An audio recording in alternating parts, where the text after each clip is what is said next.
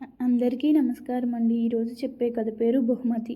ఇంక కథలోకి వెళ్తే, ఉద్యోగంలో ఉన్నన్నాళ్ళు చలపతికి సెలవే దొరకలేదు.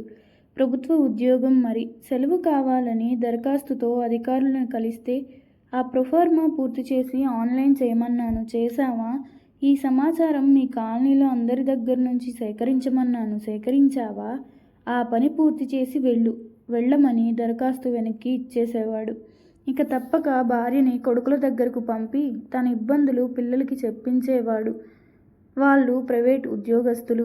ఉదయం 6ంటికి పోతే రాత్రి 9ంటికి రావడమే. అందుకని తల్లి రాకకే సంతృప్తి పడేవారు.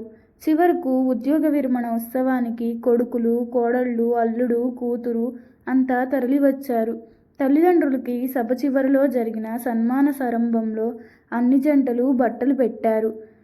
మరునాడు ఎవరెవరు ఏ బట్టలు పెట్టారో చూసుకున్నాడు. తమ పిల్లలిద్దరూ కూడా బలుక్కుని పెట్టినట్టుగా ఉన్న బట్టలు చూసి చలపతి విస్తుపోయాడు. చూస్తే అవి ట్రాక్ ప్యాంట్స్, టీషర్ట్లు. ఇదేమిట్రా అని అడిగితే, ఇక మీకు ప్యాంట్ షర్ట్స్తో ఎందుకు నాన్న? ఉద్యోగ విరమణ చేసిన వాళ్ళకి కావలసినవి అవే. తన శేష జీవితం పరమార్థం అర్థమై మౌనంగా ఉండిపోయాడు చలపతి. ఈ కథ కనుక మీకు నచ్చినట్లయితే నా ఛానల్ను సబ్స్క్రైబ్ చేసుకోండి. ధన్యవాదములు.